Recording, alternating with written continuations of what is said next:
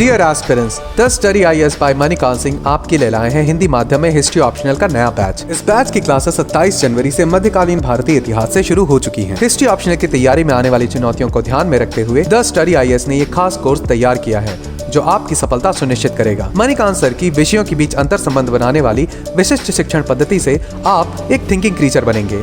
इस कोर्स में आपको मिलेंगी नियमित कक्षाएं जिनमें पूरा सिलेबस मणिकांत सर खुद कवर करेंगे। क्लास में ही UPSC प्रीवियस ईयर क्वेश्चन की intensive answer writing practice, mapping की सबसे इनोवेटिव अप्रोच, वीकली असेसमेंट जो आपकी प्रोग्रेस का आकलन करेंगे, कॉम्प्रिहेंसिव टेस्ट डिस्कशंस और मॉडल कंटेंट और होलिस्टिक स्टडी मटेरियल जिसके अतिरिक्त आपको कुछ और पढ़ने की जरूरत नहीं। मणिकांत सर के 32 सालों के अनुभव और मार्गदर्शन में छात्रों ने हिस्ट्री ऑप्शनल में हाईएस्ट मार्क्स स्कोर किए हैं। तो आइए और मणिकांत सर की सफल विरासत का हिस्सा बन अपनी हिस्ट्री ऑप्शनल की तैयारी को सरल और प्रभावी बनाएं। नीचे दिए गए रजिस्ट्रेशन लिंक पर क्लिक करें या अधिक जानकारी के लिए कॉल करें 7002070025। देखो, अब बात आती है सिलेबस की। एक मिनट,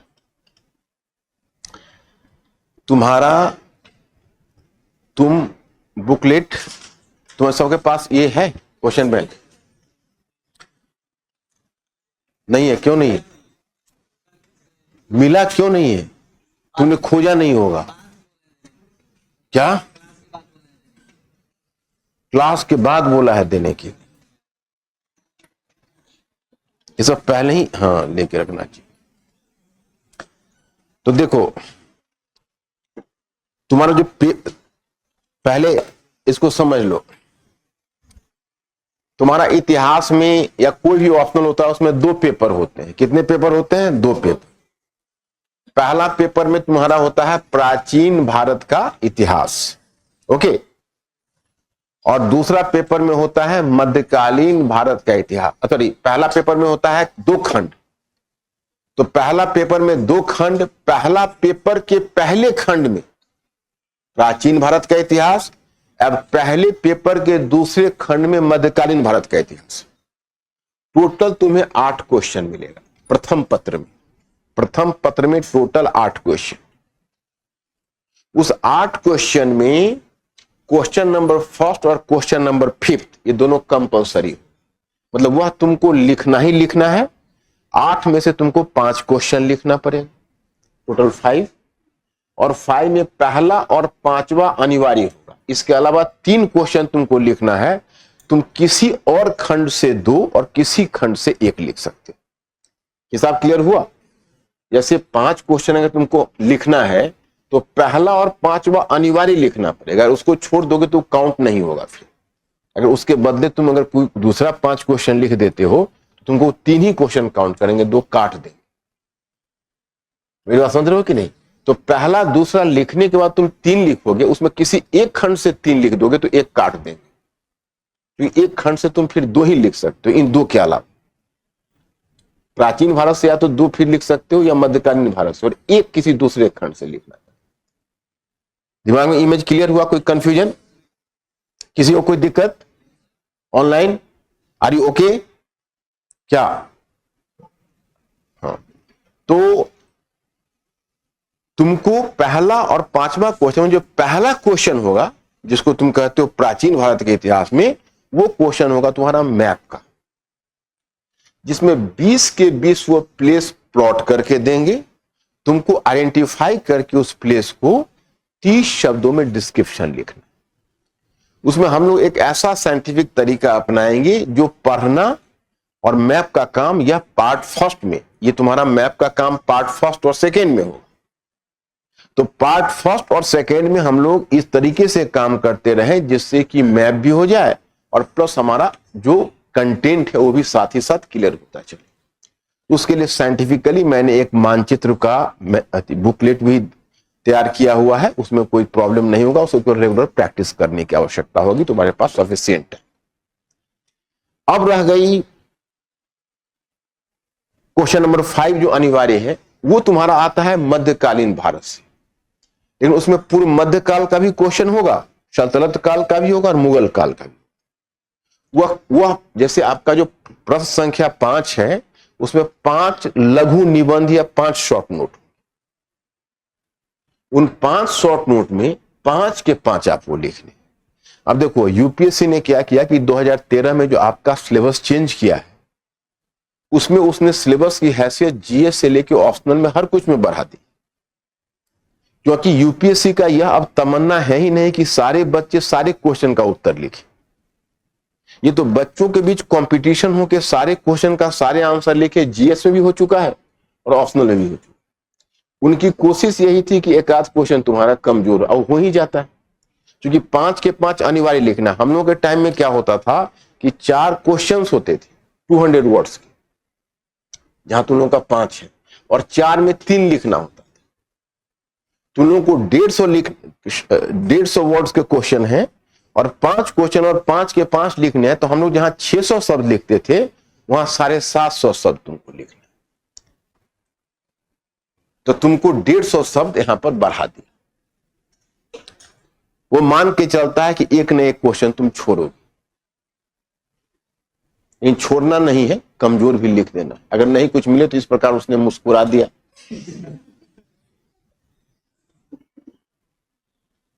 बहुत एब्सर्ड मत लिखना, लेकिन मिलता जुलता कुछ तो हो ही सकता है। एक क्वेश्चन कमजोर पड़ जाएगा और क्या, कोई बहुत बैलेंस उसमें लिख नहीं पाता। तो ये हो गया। अब तुमको जो 3 लिखना है क्वेश्चन, तो अब तुम्हारे पास विकल्प 5 क्वेश्चन का कितने क्वेश्चन का है, 2 हो गया, और 8 क्वेश्चन। तुम्हारे पास विकल्प 6 क्वेश्चन का है, और 6 क्वेश्चन से तुमको लिखना है 3, तो तुम्हारे पास 3 खुला, समझ रहे हो ना। अब अगर वो 6 लॉन्ग क्वेश्चन रहता, 6 क्वेश्चन, और तब तुमको 3 लिखना रहता, तो तुम्हारी बाहर हो जाती। लेकिन वो किया क्या है कि तुम्हारे जो बाकी उन्होंने 6 क्वेश्चन दिया है, वह 6 क्वेश्चन उन्होंने प्रत्येक क्वेश्चन में 3 छोटे छोटे क्वेश्चन कर दिए। कोई 20 मार्क्स का, कोई 15 मार्क्स का, कोई 10 मार्क्स का, समझ रहे हो। तो ऐसे तुम्हारे वो 6 क्वेश्चन है, और वो 6 क्वेश्चन नहीं है, वो 18 क्वेश्चन, और 18 क्वेश्चन में से तुमको 3 क्वेश्चन चूंकि लिखना है, तो तुमको 9 क्वेश्चन अब लिखना है। अब उसमें चैलेंज क्या हो जाता है कई बार कि तुम क्वेश्चन नंबर 4 का ए और बी जानते रहोगे, सी नहीं जानो, समझ रहे हो ना। और क्वेश्चन नंबर 5 का बी और सी जानते रहोगे, और ए तुम्हारा हाथ तंग नजर आएगा।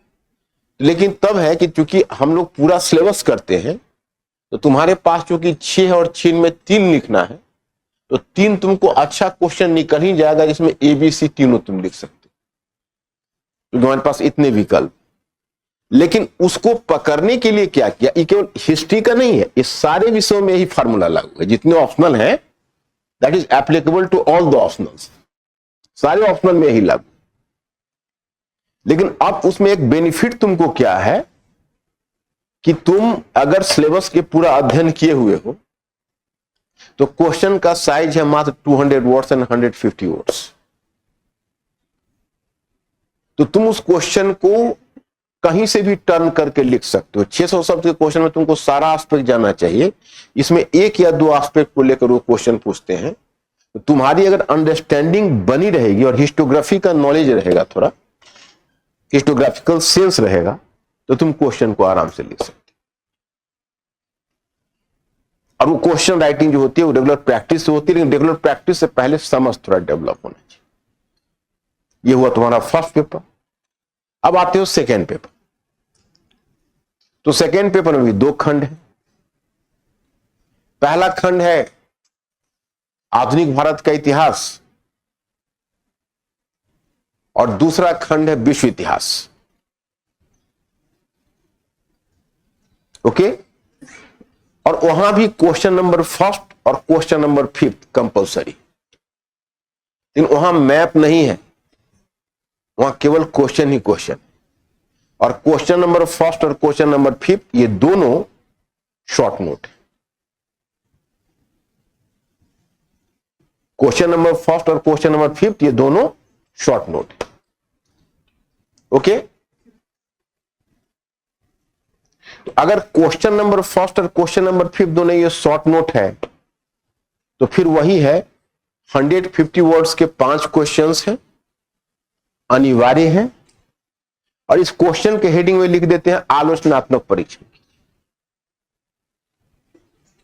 मतलब फर्स्ट पेपर में तुमको सोर्सेस का नॉलेज होना चाहिए मार्क्स लाने के लिए, हिस्टोग्राफिकल का हल्का नॉलेज होना चाहिए, और प्लस मैथ की प्रैक्टिस होनी चाहिए। और सेकेंड पेपर के क्वेश्चन में तुमको हिस्टोग्राफी का नॉलेज होना चाहिए, और बाकी तो चेंजेस का नॉलेज होना चाहिए। उसमें सोर्सेस की आवश्यकता नहीं है, उसमें मैथ की आवश्यकता। तो मॉडर्न हिस्ट्री में 5 क्वेश्चंस हैं, जिन 5 क्वेश्चन में तुमको 5 के 5 लिखने हैं। ऊपर लिखा है आलोचनात्मक परीक्षण कीजिए, अपने विवेक का प्रयोग करना पड़ता है। सारे क्वेश्चन में आलोचनात्मक परीक्षण कीजिए की गुंजाइश नहीं होती है। कुछ में केवल परीक्षण करके भी निकलना पड़ता है, कुछ में केवल टिप्पणी भी कर देनी पड़ती है। वो डिपेंड करता है, वो तो खैर मैं प्रैक्टिस में आपको ये सब करवा दूंगा कि कहां पर क्या लगाना है। फिर उसके बाद तुम्हारा जो 5वां नंबर क्वेश्चन है वो विश्व इतिहास का शॉर्ट नोट। उसमें विश्व इतिहास के 5 क्वेश्चन होंगे शॉर्ट नोट के फॉर्म में, और वहां पर भी लिखा रहेगा आलोचनात्मक परीक्षण कीजिए। 150 वर्ड्स के होंगे और 5 के 5 क्वेश्चन लिखना होगा। लेकिन 5 के 5 बच्चे नहीं लिख पाते हैं, उसमें कुछ ना कुछ तो कमजोर हो ही जाता है। फिर तब बच गए आपके टोटल 6 क्वेश्चन, और 6 में फिर 3 लिखना है, किसी एक खंड से 2, जैसा कि पहले पेपर में किया था, और किसी दूसरे खंड से 1। तो तुम विश्व इतिहास से 2 लिखना चाहो या मॉडर्न हिस्ट्री से 2 लिखना चाहो। तो इसमें ये जो नए सिस्टम उन्होंने बनाए, तो उससे फायदा ही, मैंने फायदा क्या कहो, फायदा कहो या नुकसान कहो, हमें तो लगता है कि हमारे स्टूडेंट को फायदा ही हुआ, क्योंकि हम सिलेबस पढ़ाने में, चूंकि हम थॉरोली पूरा सिलेबस बता देते हैं, और तुम लोगों का एक बार आलोचनात्मक सोच डेवलप कर जाता है, तो बाकी बच्चों से कंपटीशन भी तो होता है। और बाकी विषय के बच्चे, यहाँ तो हमाम में सभी नेकेड, हमाम में सभी नंगे हैं, सारे विषयों के बच्चों को तो यही झेलना पड़। तो तुम्हारी अगर तैयारी अच्छी हुई पड़ी है तो अच्छे स्टूडेंट के लिए पेपर ठीक है। पहले क्या होता था कि पहले टोटल क्वेश्चन 8 होते थे, 8 में 5 लिखने होते, तो क्वेश्चन फर्स्ट और क्वेश्चन 5th कंपल्सरी तब भी होता था, लेकिन 4 में 3 लिखने पड़ते थे शॉर्ट नोट्स, और बाकी के जो बच जाते थे 6, उन 6 में 3 लिखने पड़ते, उसमें गेस की गुंजाइश होती थी। तो 2008 तक हमने धड़ल्ले से गेस किया, 2008 तक, और गेस बहुत सक्सेसफुल हुआ। हमारे गेस का लोग इंतजार करते थे कि जब मेरा गेस निकलता था, तो 2009 के बाद गेस बंद, क्योंकि उन्होंने पैटर्न को चेंज कर दिया और नंबर ऑफ क्वेश्चंस बढ़ा दी, तो गेस वर्क फिर नहीं हो सकता। उसका 2013 के बाद गेस की कोई गुंजाइश रही नहीं गई, क्योंकि क्वेश्चन का साइज फिर उन्होंने वही कर दिया जो आपके पेपर में। तो बच्चे अभी भी जब एग्जामिनेशन होने लगता है तो बोलता है कि सर थोड़ा इनफॉर्मली हमको बता दीजिए ना, थोड़ा सा किस पर देख ले, हम सब देख लेते हैं, किस पर ज्यादा नजर रखिए। अब बड़ा दुविधा की स्थिति हो जाती है, क्योंकि एकदम साफ गैम्बलिंग वाली बात हो गई। हम कहते हैं देखो अगर नहीं आएगा तो मुझे ब्लेम तो नहीं करो, तो बोलता है नहीं। तो बोले कि इस पर ज्यादा नजर रखना, क्योंकि पिछले 3 साल से वो नहीं पूछा है, ये टॉपिक अभी तक नहीं पूछा है, इस पर मुझे डाउट है, ये घटना अभी हुई है, इस पर हमें डाउट है। तो कभी कभी उधर भी निकल जाता है। तो इनफॉर्मली मतलब कान में गुनगुनाने वाली बात है, लेकिन लिख के गेस देने वाली बात नहीं, क्योंकि फिर प्रूफ हो जाएगा, तुम कल को पहुंच जाओगे सर आपने गेस किया था, एक भी पकड़ में नहीं है। तो हालांकि तुमको इसकी आवश्यकता ही नहीं होगी, तुम्हारी समझ तब तक इतनी डेवलप हो जाएगी। अब सॉफ्टवेयर तुमको डालना है, हमको एक चुनौती मिलेगी तुम्हारे हार्डवेयर की। तुम्हारे हार्डवेयर की चुनौती इसलिए मिलेगी, तुम घर से चल चुके हो मिठाई और दही खा के और माताजी का पांव छूकर आशीर्वाद लेकर के हमको आईएएस बनना है, लेकिन अब तक तुम इसके कॉम्प्लिकेशंस को नहीं समझ पा। सिर्फ तुम एक उमंग है, एक मिट्टी है, एक एक एक एक जोश है, एक डिटर्मिनेशन है, ये सब बहुत जरूरी है। इसको बचा के रखना, इसको खत्म नहीं होने देना, इसको सही दिशा देना। अगर ये गलत दिशा में पहले ही चला गया और गलत जगह पर चले गए तो 1 साल में सारे जोश को ठंडा कर देगा। उसके बाद तुम ऐसे मतलब क्या कहते, उत्साहहीन हो जाओगे कि तुमको पढ़ाने। जैसे कई बच्चे होते हैं ना कि कहीं क्लास करके आते हैं, तो उनको मैं चाहता हूं कि फिर एक बार आग जलाऊं तो आग ही फूकने में दिक्कत होती है, क्योंकि उनका इतना पेट्रोल खत्म कर चुका होता है, फाइनेंशियल से लेकर और फिजिकल तक, कि फिर उसमें अगर आग जलाना भी चाहते हैं तो धधकता नहीं, सुलग के रह जाता। इसलिए पहले है कि तुम लोगों का अगर पहला जोश है तो इस जोश को बनाए रखो। ये जोश बहुत काम आने वाला है, लेकिन तरीका तुम्हें समझना पड़ेगा। जोश आवश्यक है, लेकिन जोश के साथ साथ इसकी रणनीति भी आवश्यक है। रणनीति अगर जोश नहीं हो तो रणनीति से भी काम नहीं चलेगा, और रणनीति अगर नहीं हो तो जोश भी बेकार हो जाता है। तो दोनों का मेल होने दो। अब रणनीति इसमें क्या होगी? रणनीति इसमें यह होगी कि तुम एक साइंटिफिक तरीके से पढ़ाई कर, उसमें तुमको थोड़ा हार्डवेयर की चुनौती आएगी। तुम लोग विश्वविद्यालयी शिक्षा से, और इसमें कितने लोग साइंस बैकग्राउंड के, जरा हाथ उठाओ, और कितने लोग इंजीनियरिंग बैकग्राउंड से,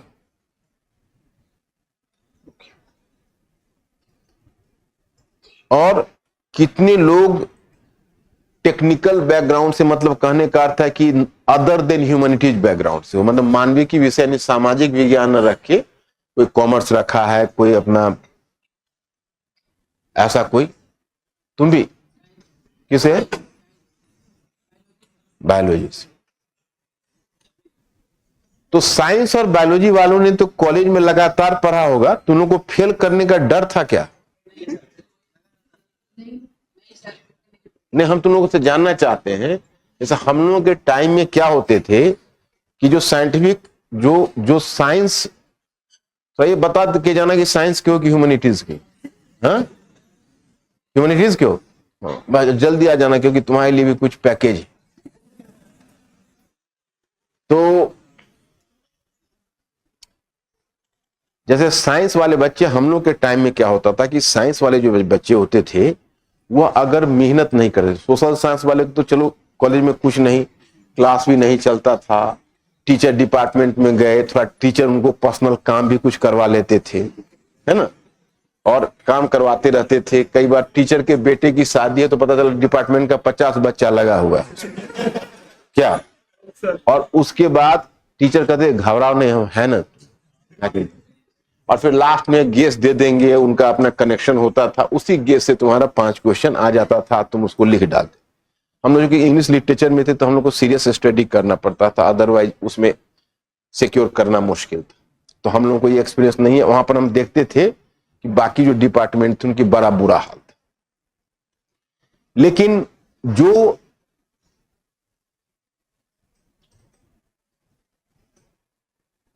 हम यह जानना चाहते हैं तुम लोगों से, I have to just discuss with you, कि हम लोग के टाइम में एक डर था कि साइंस का जो बच्चा होता था, साइंस, वो अगर कंसिस्टेंटली नहीं पढ़ता था तो अधिकांश तक फेल कर जाता था। जैसे कई बार ऐसा होता था कि मतलब अपने अपने हायर सेकेंडरी में जिसने क्लास 10th में जिसने फर्स्ट क्लास लाया हुआ है या 75% 80% मार्क्स लाया हुआ है, वो बच्चा वहां पर जाके फेल कर जाता था 11th में जाके, 12th में जाके। तो क्या तुम लोगों का यहां साइंस वाले को फेल करने का था मतलब डर क्या? लगातार पढ़ना पड़ता था क्या? साइंस वाले को उनको यह आश्वासन दो कि तुम लोग का दिमाग चालू हालत में रहा है क्या, रेस्ट में कभी नहीं रहा क्या, मतलब तुम लोग लगातार पढ़े हो, दिमाग का यूज किया है। अच्छा, तो चलो अगर यूज किया होगा तो इंजीनियरिंग वाले तो सेमेस्टर फेल करने के डर से या फिर कैंपस सिलेक्शन नहीं होगा इस डर से तुमको लगता है कंसिस्टेंटली मेहनत की होगी। यहां थोड़ा उनको लाभ मिल जाता है कि उनका दिमाग चालू हालत में रहता है। जो सोशल साइंस वाले हो, दिक्कत हमको उनको लेकर है क्योंकि उनका दिमाग यूज में नहीं आता। वो पूरा दिमाग बहुत, कॉलेज का डे जो है वो पिकनिक का डे हो जाता है, उसी में बहुत मस्ती वस्ती करके सीधे चले आते हैं। और 5 क्वेश्चन को वहां पर पढ़ने का मतलब होता है रट के लिखना। तो मैंने होता था कि अमुक जी क्वेश्चन तैयार कर रहे, तो क्वेश्चन तैयार करें, अमुक जी रट रहे हैं, थोड़ी देर के बाद जब वो लिख लेंगे कॉपी पर एक्सटेम्पोर, तब वो निकलेंगे बाहर घूमने। तो मैंने एक क्वेश्चन को 5 बार रटो और 5 बार लिखो, एग्जामिनेशन हॉल में जाकर रिप्रोड्यूस कर दो और मार्क्स ले आओ, और अमुक जी फर्स्ट क्लास हो गए। गार्जियन यहां देख रहा है मेरा बेटा ग्रेजुएशन भी फर्स्ट क्लास रहा है, पोस्ट ग्रेजुएशन भी रहा है, इसको आईएएस नहीं बनाऊंगा तो किसे बनाऊंगा। यहां तो बेटा जान रहा है कि हम क्या जान रहे हैं। यहां बच्चे वो चीज नहीं चलेगी, तो तुमको यहां पर समझ के पढ़ना पड़ेगा और लिखना पड़ेगा। कुछ डेटा तुमको, देखो दिमाग तुम्हारा काम आएगा, स्मरण शक्ति की आवश्यकता होगी, कुछ डेटा ऐसे होंगे जो मैं बता दूंगा कि तुमको स्मरण में लेना है, लेकिन अंडरस्टैंडिंग तुमको डेवलप करनी पड़ेगी। तो हमारी जो पढ़ाई तुम्हारे लिए होगी वो अंडरस्टैंडिंग बेस्ड होगी, है ना। और अंडरस्टैंडिंग से हम साथ ही साथ तुमको ये करवाते जाएंगे, और उसमें तुमको रटना एज सच नहीं पड़ेगा। तुम अंडरस्टैंडिंग से डेवलप करोगे, ज्यादा से ज्यादा डेटाज को तुम स्मरण कर सकते हो कोई भी विषय में, इक्वल हिस्ट्री की बात नहीं है, जीएस में भी। और उसके बाद तुम क्वेश्चन का आंसर बखूबी लिख सकते हो। लिखने का तरीका मैं बता दूंगा। तो धीरे धीरे तुमको अपने दिमाग को धीरे धीरे इंफॉर्मेशन से, तुम्हारा दिमाग इंफॉर्मेशन बेस्ड है, तुम जैसे एनसीईआरटी भी तुम पढ़ते हो तो इंफॉर्मेशन गैदर कर, तुम अगर पेपर न्यूज पेपर भी पढ़ोगे तो वहां पर भी तुम्हारा ध्यान इंफॉर्मेशन पर जाएगा, दिखेगा ही नहीं। लेकिन धीरे धीरे तुमको अपने आप को इंफॉर्मेशन से अंडरस्टैंडिंग पढ़ना, तो उसके लिए मैं बड़ा साइंटिफिक तरीका से आप लोगों को ले जाऊंगा। Dear aspirants, the study IAS by Manikant Singh आपके लिए लाए हैं हिंदी माध्यम में हिस्ट्री ऑप्शनल का नया बैच। इस बैच की क्लासेस 27 जनवरी से मध्यकालीन भारतीय इतिहास से शुरू हो चुकी हैं। हिस्ट्री ऑप्शनल की तैयारी में आने वाली चुनौतियों को ध्यान में रखते हुए द स्टडी आईएएस ने ये खास कोर्स तैयार किया है जो आपकी सफलता सुनिश्चित करेगा। मणिकांत सर की विषयों के बीच अंतर संबंध बनाने वाली विशिष्ट शिक्षण पद्धति से आप एक थिंकिंग क्रीचर बनेंगे। इस कोर्स में आपको मिलेंगी नियमित कक्षाएं जिनमें पूरा सिलेबस मणिकांत सर खुद कवर करेंगे। क्लास में ही यूपीएससी प्रीवियस ईयर क्वेश्चन की intensive answer writing practice, mapping की सबसे इनोवेटिव अप्रोच, वीकली असेसमेंट जो आपकी प्रोग्रेस का आकलन करेंगे, कॉम्प्रिहेंसिव टेस्ट डिस्कशंस और मॉडल कंटेंट, और होलिस्टिक स्टडी मटेरियल जिसके अतिरिक्त आपको कुछ और पढ़ने की जरूरत नहीं। मणिकांत सर के 32 सालों के अनुभव और मार्गदर्शन में छात्रों ने हिस्ट्री ऑप्शनल में हाईएस्ट मार्क्स स्कोर किए हैं। तो आइए और मणिकांत सर की सफल विरासत का हिस्सा बन अपनी हिस्ट्री ऑप्शनल की तैयारी को सरल और प्रभावी बनाएं। नीचे दिए गए रजिस्ट्रेशन लिंक पर क्लिक करें या अधिक जानकारी के लिए कॉल करें 7002070025।